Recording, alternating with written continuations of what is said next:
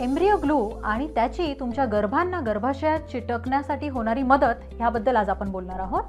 तर बेसिकली तुमचे गर्भ एका छोट्याशा ट्यूबद्वारे एका मीडियामध्ये गर्भाशयात ट्रान्सफर केले जातात. एम्ब्रियो ग्लूमध्ये असतं हायल्युरॉनिक ॲसिड. बेसिकली नॅचरल प्रेग्नन्सीमध्ये देखील दर महिन्याला तुमच्या गर्भाशयामध्ये, तुमच्या ट्यूबमध्ये आणि तुमच्या ओव्हरीमध्ये हायल्युरॉनिक ॲसिडचं प्रमाण वाढलेलं असतं. हायल्युरॉनिक ॲसिडमुळे सेल्सला एक दुसऱ्यांना चिटकायला मदत होते. मग अशामध्ये तुमच्या एम्ब्रियोला, तुमच्या गर्भाशयाच्या अस्तराला चिटकण्यासाठी मदत होण्यासाठी आपण एम्ब्रियो ग्लू वापरतो.